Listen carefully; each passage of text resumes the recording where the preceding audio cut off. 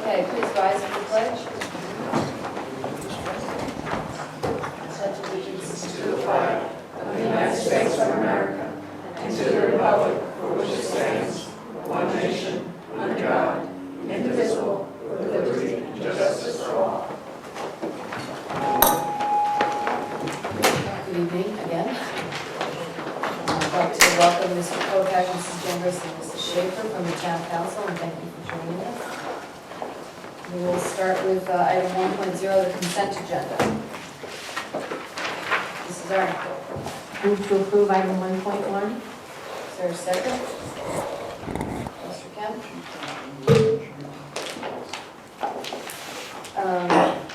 Does anyone want to pull any of these items or are we all set? Okay, all those in favor of the consent agenda? Unanimous. Thank you. Item 2.0, opportunity for the Board of Ed to add or delete agenda items. Does anyone want to add or delete an agenda item? Item 2.2, Rockville High School Student Representative Report. No one is here.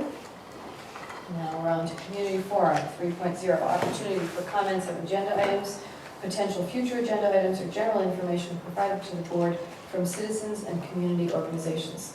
Is there anyone who wishes to address the board this evening? Okay. And move on to item 4.0, personnel. Assignment of the Director of the Vernon Regional Adult-Based Education. Dr. Kyle. Thank you very much. As you know, Dr. Carl Mandel is retiring at the end of this year. He did agree to stay until we found a suitable candidate to replace him. Mrs. Buell gathered a group of, I want to say, 8 people, 4 from outside of adult ed, but in the system, and the other 4 from adult ed. So several administrators and actually one student who was not only won the superintendent's award this year, but is winning a statewide adult education student award. So those people got together, they interviewed. It was not easy. We had some internal candidates who both prepared very, very well and truly investigated adult ed and all that it would mean. And this group did recommend Mr. Stephen Phelps for the position, and he is here with us this evening. This is one that is in the contract. It is in the contract. Mr. Phelps has been here for quite a number of years, 11 or 12, and so he would be on the top step according to that contract. His resume is attached to the agenda brief. Again, this is a reassignment of administrators from within, but because it was such an important position, we had several people from within interested in the position. We did want to do a thorough interview from within, and so I recommend and would ask that you affirm that assignment or reassignment of Mr. Phelps, and he is here in case you have any questions. I would like to add that he was also interviewed by several board members and administrators too as a second round of interviews. Is there, Mrs. Arnott? I'm wondering, Dr. Conway, if you can please tell me where that line item is in the budget. I can't find it. It is behind central office, if my memory serves me correctly. At the end of central It should office. be right at the end of central office.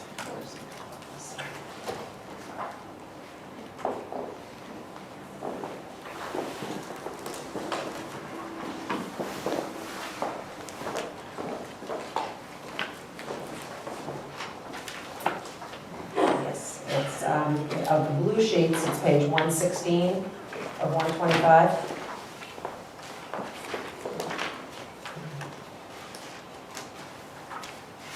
And the backup is page 117 of 125. Should be in the central office Where are you? area.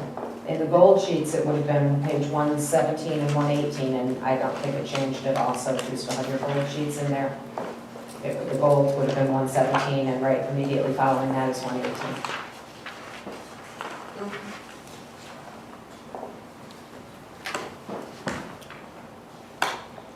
And it is still grant funded? Yes, oh yes. Anybody want to make a motion? Mrs. Mrs. Arndt? I'll move that the Vernon Board of Education affirm the assignment of Stephen Phelps to the position of Director of Vernon Regional Adult-Based Education effective July 1, 2015. Who's seconding? Mr. Kemp? Okay, any further discussion, questions, comments? Mrs. Arndt? I just say I was fortunate enough to be part of the group that interviewed Steve, and the enthusiasm that he has for taking over this position was catching, and convinced, I think those of us, me for sure, I want to speak for myself, that he seems to be a fit for the job. He acknowledged that he's on a learning curve, but his desire to succeed and his enthusiasm for the position convinced me that he's the right man. I think we also acknowledge that whoever takes this position is a learning curve, because it's not a job that most people have in their career. Any other comments, questions? All right, all those in favor of appointing Mr. It's unanimous. Thank you. Congratulations. Congratulations, welcome. Okay, we'll move on to item 4.2, non-renewal of teacher contracts. Dr. Conley. Thank you very much, Mrs. Fisher. Non-tenured teachers' contracts must be non-renewed if they are going to be by May 1 of every year. That is a change for those of you who've been on the board for a while. It used to be April 1, and so it is now May 1.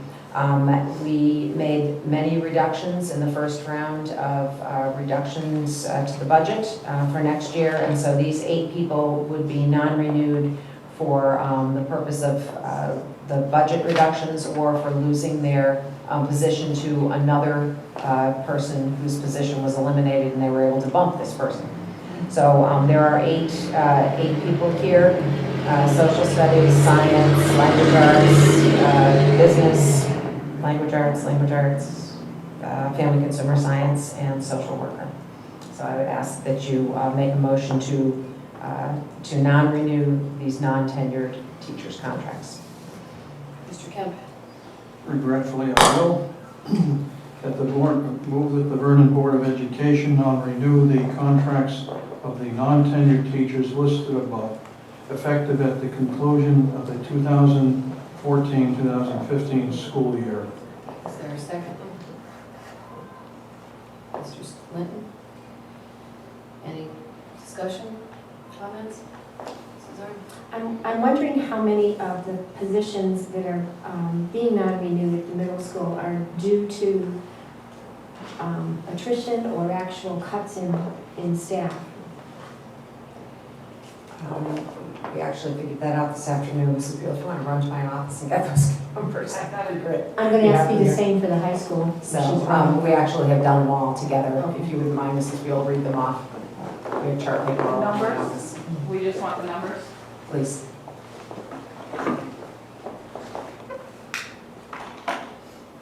That included the proposed cuts, so. You're right, and we did that as well.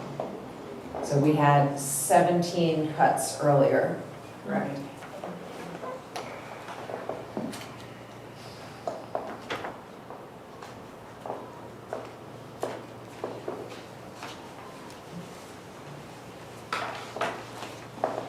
We only had 2 retirements.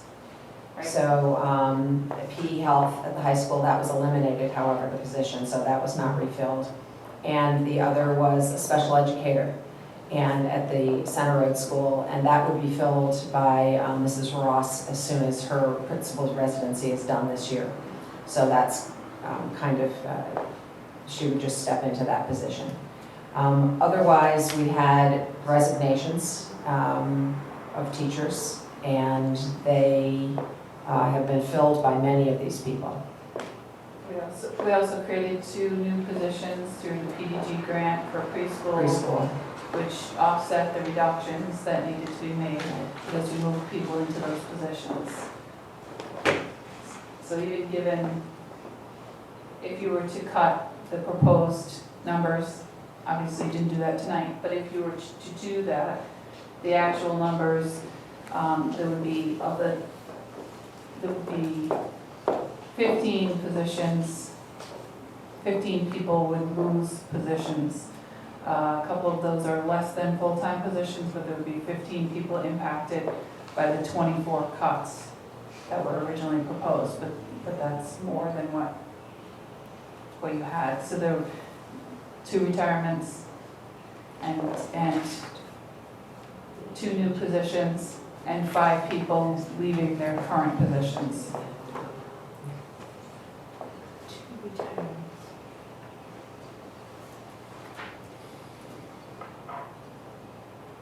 Do you have the breakdown for middle school and high school? The certification for high school and for 7th and 8th grade goes from 7 through 12, so there were many dominoes, such as, I'll give you one example, if the board had taken the proposed cut tonight, one of them was a social studies teacher at the middle school. That person, a person also happens to be certified in middle school language arts, so we would move that person there. That person would bump a 7-12 language arts person who would then go to the high school, bumping a high school person. We then were able to do something at the middle school and move people down into the elementary. So it's hard to say. I would say the majority of the people, the 15, who actually would be walking out the door are from the middle school because that's the most new hires, wouldn't you say? I could count that, I'm sorry. 2, 3, of all of them, if we had finished taking the cuts this evening, 1, 2, 3, 3,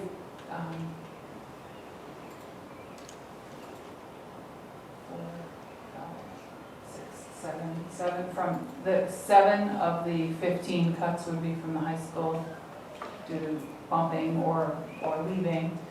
And then the remainder 8 would be from the middle schools, is the number I have. For a total of 15 people being displaced from their positions. Any other questions? Thank you, Penny. Mrs. Russell? What impact, I know you can't go down every scenario, but what impact would this have on the middle school and the high school? It has great impact. You know that the class sizes in both of those buildings have been getting smaller and smaller, and so you know, it always has an impact, but you'd be going from, for instance, Algebra 1 has an average class size of 12 and a half, and so now there'll be 18 in a class. Still a reasonable amount, but certainly that's, you know, that's 50% over what the teachers had to begin with. At the middle school, it would be similar, except that, as I mentioned earlier, Mr. Harrison was looking at adding the world language teachers to the teams in 7th grade and 8th grade. So if they're a full member of the team, that will allow them to spread the students out over 5 teachers as opposed to 4 teachers.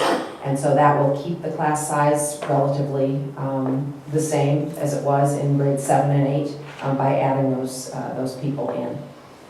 So he's working on it. So right now, the effect, including the 7 suggestions that we made at the beginning of this evening, it would have more effect, I say, at the high school than at the middle school. I don't think Mr. Harrison would 100% agree with me, but he's, Okay. sorry. At the middle school, we are losing, is it 2 teams or 1 team? 2. Well, no, 1. We voted on 2 was on the, we didn't make that decision. Right. Knowing that we're gonna, you know, that we have done that with the 1 team eliminated, how will this affect the teachers and not the students? I think that it affects both at the high school and the middle school. The morale and the climate is affected greatly. When your next door neighbor, who's vibrant, hit the ground running, and been there for 2 years, is now having to walk out the door, or has just gotten married, or is just having a baby, or it truly affects the people in the building tremendously, absolutely tremendously. And what can we do to boost up morale?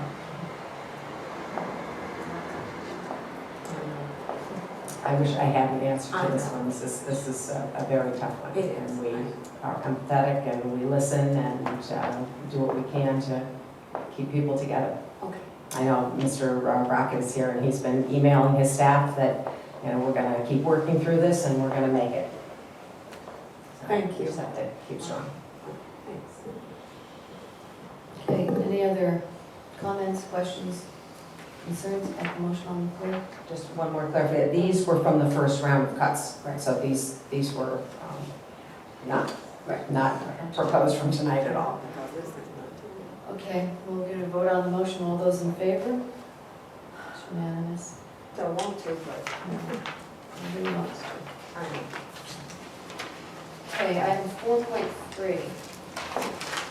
Because this is an executive session item, I suggest that we move it to the end of the meeting, if everyone's all right with that. And you will need to take action on that one way or the other because it is a request. So the board would either have to approve the request or deny the request at that point. Okay, so we'll move it to after item 7.0. Okay. Next item is 5.1, Rockville High School graduation date. Dr. Conley. Thank you very much. Mr. Rocket is coming to the podium at this point.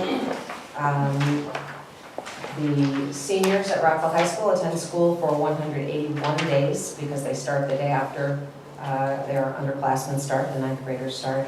And our project graduation was unable to move the date from the 16th to the 17th, which is the 181 first day rather. So I'll turn this over to Mr. Rocket. Thank you. Well, thank you, Dr. Conway. That's it in a nutshell. I'm sure you all know that communities recently, in the past 15 years, are looking to provide a safe and controlled activity for graduating seniors after graduation. It's really a nationwide phenomenon and has saved many, many lives. It's also a great way for kids to end high school by something after graduation. The project graduation organization is separate from the high school. They're not a high school organization. That's done intentionally in all the schools I know of by way of keeping sort of a Chinese wall up for liability purposes. However, like with a lot of community organizations, we work very closely with them. In this case, it's, as with most places, a group of parents, typically of graduating seniors with some juniors and sophomore parents that sort of chip in to figure out how things go when their kids graduate.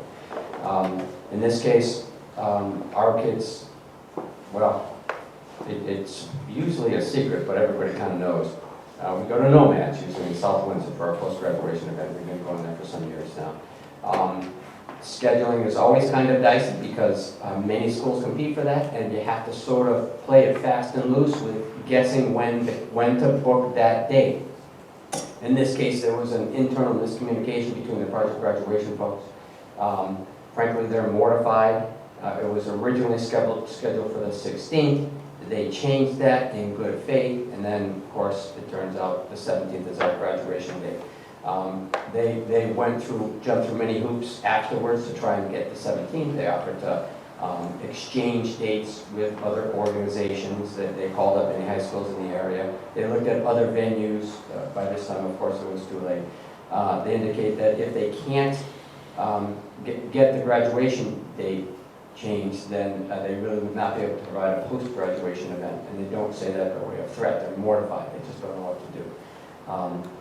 They're wonderful folks. They put in hundreds of hours, and so I'd ask the board to support the request to change graduation date to the 16th. We would hold school on the 17th. There's a variety of ways we can calendar that. I've been involved in situations in previous schools where seniors graduate several days before other underclass, and the other way where everybody finishes and then we have to wait, and this is far more preferable. So with one way or another, we can accommodate it. That's it. Any questions? Mr. Smith? Yeah, I don't think this is a very big deal. I mean, they're getting their required 180 days, so I certainly don't have any problem with giving them an extra day off. Tell them they don't get senior skip day this year. I'll tell them. I tell them every year. Yeah, so I would like to make a motion that the Board of Education declare the Rockville High School graduation date for Tuesday, June 16th, 2015. Is there a second? Mr. Lynn? Any comments, questions, concerns? I do want to add that we have done this before to accommodate project graduations. It's not like we're sending any precedent here, so. All those in favor? It's unanimous. Thank you so much, and on behalf of project graduation. Item 5.2, first reading of proposed new Board of Education policies. These are just for your review. I don't know if anyone has any questions or concerns about these policies. And they will be on our agenda at our next meeting to vote them in. If you have no concerns, we can move on to the next item, which is the Board of Education Finance Committee report.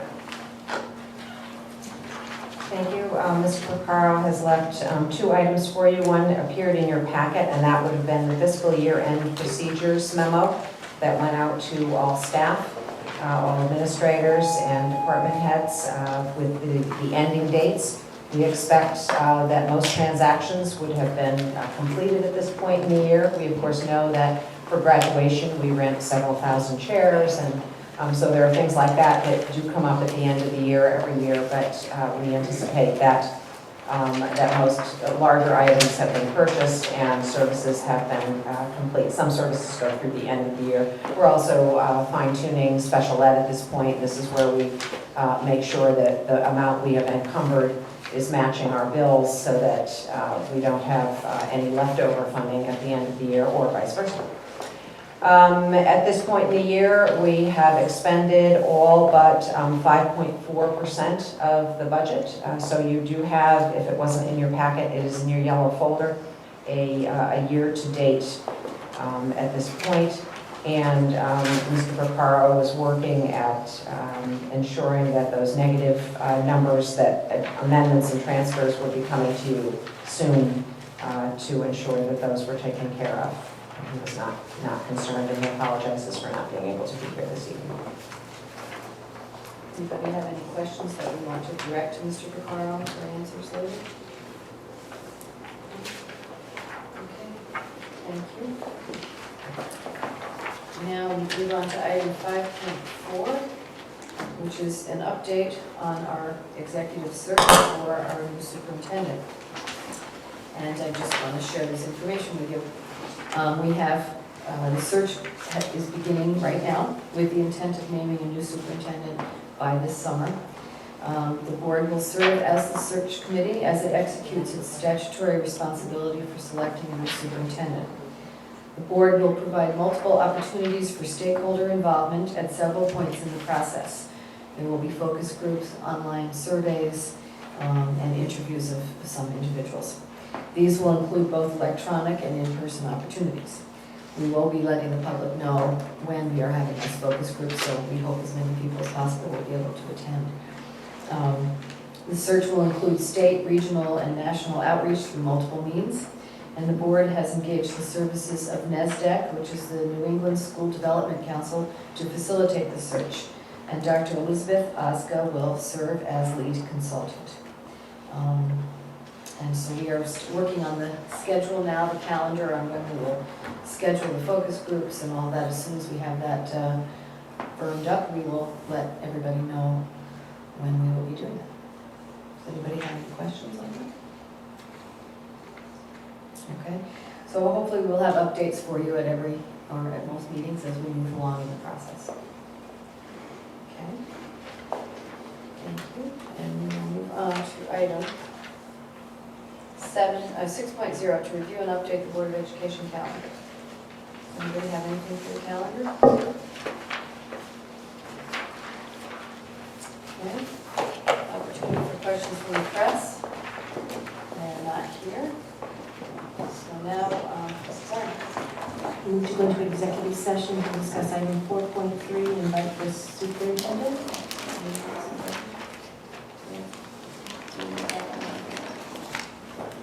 No.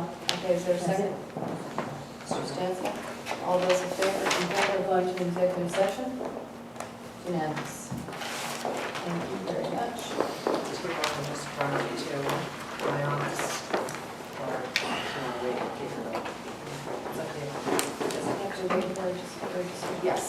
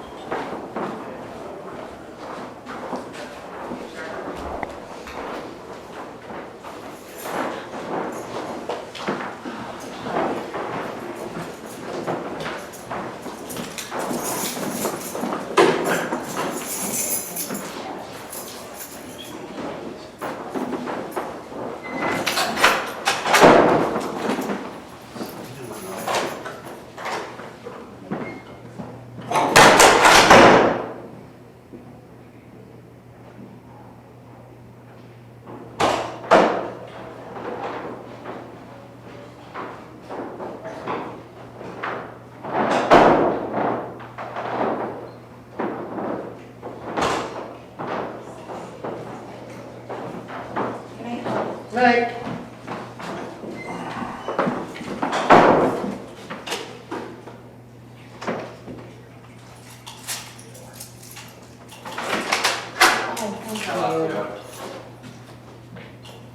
You know what I mean?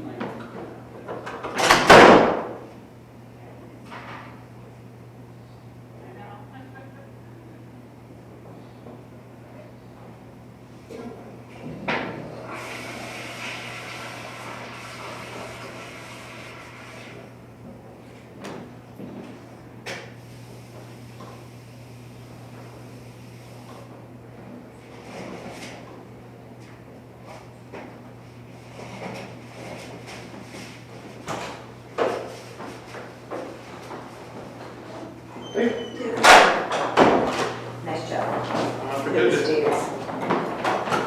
You did fine. Hey, what else we gotta do?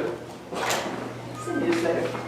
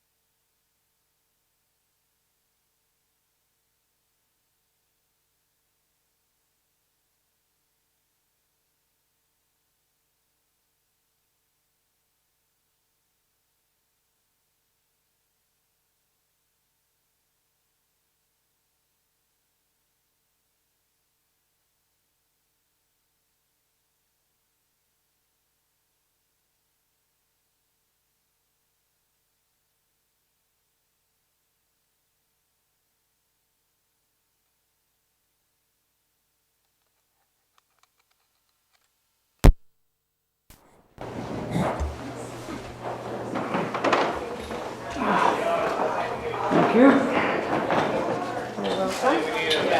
2 hour budget workshop. An hour before a board meeting, we're getting sloppy with that. It was 1 hour slam bang. How many 3-hour budget sessions? We would have Listen, 10, 12. you want Dave to tell you about the old days. Not again. David doesn't remember the old. Not again. You watched it on TV, These things were marathons, Mike. Oh, Peter, is the microphone on? Oh, I will, thank you. Yeah. No, we don't need that. You better do it, I'll mess it up. Not like last time when we left the microphone Yeah, off. yeah. I think I cleaned it, right? No, oh, yes. Yes, she was able to do that. Transfer Put the a whole thing basketball onto player the computer. microphone on. Oh, yeah. She said she cleaned it up. Yeah, we don't need one of those incidents. All right, is someone willing to make a motion? Mrs. Arden? There's a suggested motion here. I move to approve the request for hardship As as discussed discussed in executive session. Is there a second, Mr. Stanton? Second. Any discussion, comments, concerns? All those in favor? Unanimous. Thank you. Now, one motion left, Mr. Stanton. Motion to adjourn. Is there a second? Second. Mr. Linton? All those in favor? Unanimous. That is 8:44, 7:44.